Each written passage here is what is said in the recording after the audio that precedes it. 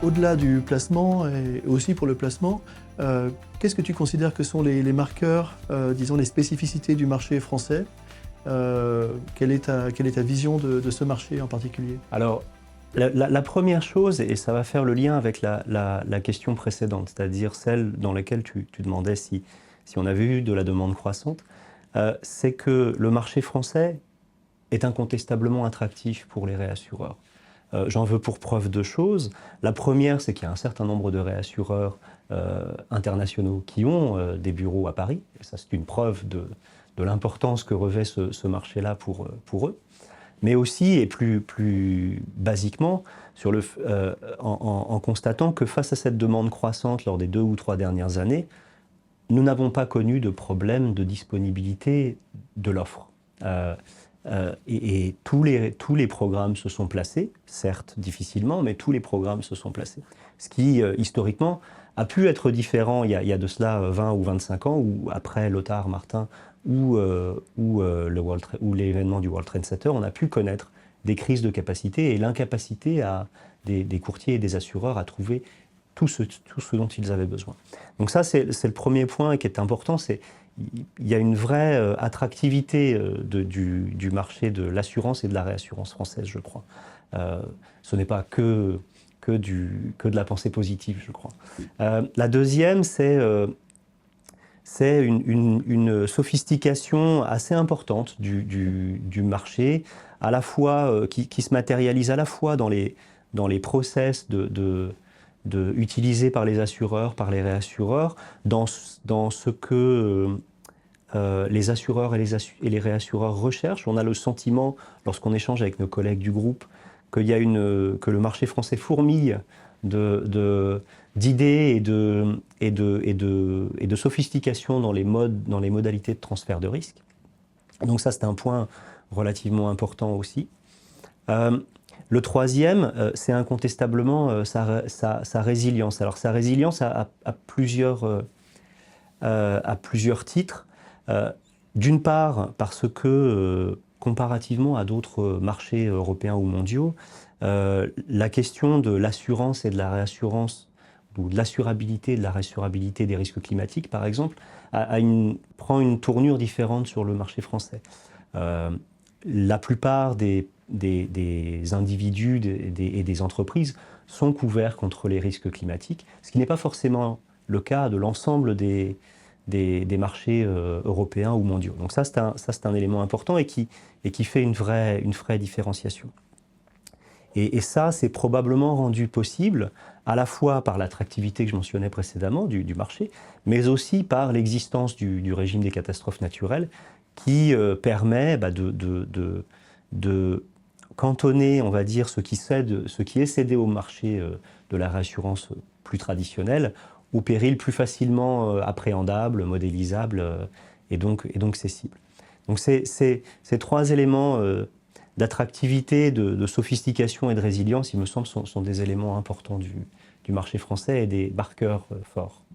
Très bien. Alors la prochaine question concerne le futur. Comment vois-tu les grands défis pour les 3 ou les 5 prochaines années pour le courtage et plus généralement pour la réassurance en France? Alors, il y a un premier élément assez important qui est celui des collaborateurs et des ressources humaines de manière générale. En fait, ce n'est peut-être qu'une impression, mais je pense que le courtage de réassurance a probablement nécessité à mieux mettre en avant ce que sont ses missions, ce en quoi elles sont utiles, et il me semble que tout comme les assureurs ou les réassureurs, le courtier en réassurance a un rôle à jouer dans la chaîne du transfert de risque et l'existence d'une société et d'une économie plus résiliente. Et ça, je pense que c'est important de remettre ça en perspective parce que c'était un des enjeux majeurs du courtage. Le deuxième enjeu, c'est celui de la technologie et des données. Par son statut un peu particulier entre l'assureur et le réassureur, le courtier de réassurance est au centre du flux de données entre l'ensemble des participants et à ce titre accède à la fois des données quantitatives mais aussi qualitatives qui convient à la fois d'ordonner, de traiter, de valoriser et de faire bénéficier à l'ensemble des participants. Ça, c'est un enjeu majeur et le groupe E.ON, parce que dans ces cas-là, il s'agit d'initiatives groupe, travaille beaucoup à justement la collecte et l'information de ces données. Le troisième enjeu du courtier de réassurance dans les années à venir, c'est celui de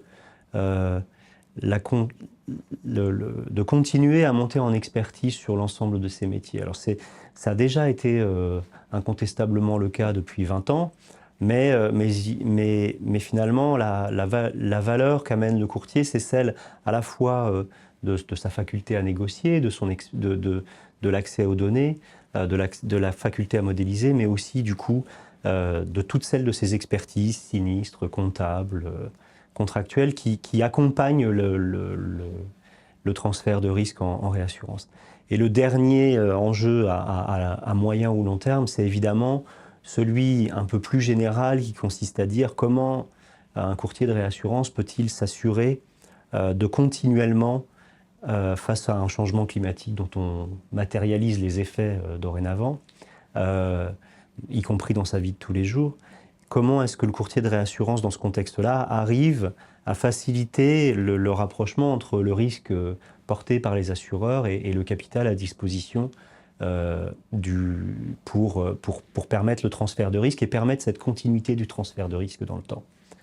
À plus court terme, on va dire, un des enjeux principaux du courtier de réassurance que nous sommes, et cet enjeu, il s'échelonne, on va dire, entre 12 et 24 ou 36 mois, c'est celui de recréer ou de restimuler la concurrence entre les acteurs au bénéfice de nos clients, car c'est à la fois une attente de nos clients, je crois, et aussi sain pour un marché que d'être dans une phase de concurrence sans cesse entretenue. Très bien. Une question un peu différente. Donc moi j'ai pris la délégation générale de l'APREF très récemment et je vois déjà l'implication des membres associés et des courtiers de réassurance en font évidemment partie et E.ON de façon éminente. Donc j'aurais voulu savoir quelle était ta vision de l'APREF, ce que tu voyais comme bénéfice à y participer et plus généralement ce que tu pensais de l'association. Alors incontestablement, la première vision c'est celle d'un très grand professionnalisme, d'une montée en compétences, en qualité de communication de l'APREF. J'espère que cette vidéo l'en témoignera, d'ailleurs on pourra en juger après. Et ça, c'est un élément important parce que cette institution, en tout cas cette organisation, qu'on considère un peu comme un forum de l'ensemble des acteurs, elle est aussi sa vitrine vers l'extérieur, que ce soit vers les pouvoirs publics, vers les fédérations la Fédération des sociétés d'assurance. Et donc on perçoit très positivement les changements qui ont eu lieu. On perçoit aussi très positivement le fait qu'au sein de cette institution, les rôles ne sont pas forcément les mêmes pour les membres associés et les membres à part entière. Et effectivement, que nous puissions être dans un mode plus observateur que contributeur est aussi apprécié, parce que dans le cas contraire, ça pourrait éventuellement nous poser des problèmes dans certaines relations avec nos clients. Et cette mission d'observateur, elle est très intéressante parce qu'elle nous permet aussi de comprendre ce que sont les attentes à tout moment sur des sujets variés et de se projeter aussi sur la recherche d'un consensus futur, qui est une des missions du courtier. Comment fait-on pour que systématiquement on trouve un consensus qui convienne à l'ensemble des parties, et de ce point de vue, l'APREF joue un grand rôle, je crois. Merci beaucoup pour ça. Emmanuel, une question un peu différente. Tu sais sans doute que l'APREF a comme objectif cette année de se concentrer sur l'attractivité de la place de Paris. L'attraction des talents dans le métier est un aspect de cette attractivité générale. Donc une question pour toi. Comment fais-tu, toi, pour convaincre un jeune talent de rejoindre l'industrie ou de rejoindre le courtage de réassurance en France ? Alors la première chose que l'on dit, c'est que le courtage de réassurance est un maillon de la chaîne du transfert de risque et donc a un rôle à jouer dans la résilience des sociétés tout autant que l'assurance ou la réassurance. Ça c'est important parce que je crois qu'il faut systématiquement reprendre un peu de recul face à ce qu'on fait et se dire ok, il y a un vrai sens à ce que je fais. Et à la fois un sens à la direction de ses clients et de ses fournisseurs, mais aussi plus général et plus sociétal.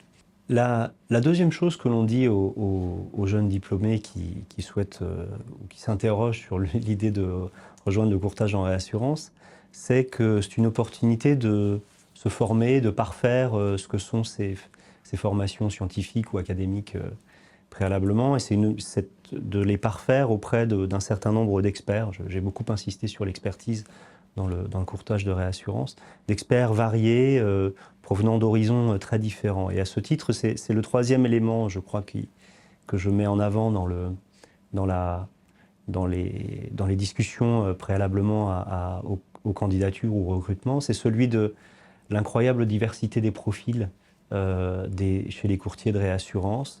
Et dans la réassurance en général, je pense qu'on peut le dire. Absolument, et dans la réassurance en général, puisqu'on a là des gens avec des backgrounds scientifiques, des backgrounds juridiques, des backgrounds commerciaux, provenant d'horizons assez divers, avec des expériences assez diverses, et incontestablement, c'est à la fois un élément qui aide à la formation et aide à l'accompagnement des plus jeunes dans leur développement, aide aussi à offrir ça et là les opportunités d'évolution et est une garantie de la cohésion des équipes auxquelles nous sommes très attachés.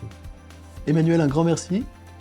Je vous incite tous à suivre cette interview et les autres contenus sur nos réseaux, LinkedIn et aussi sur le site de la PREF. Merci à tous.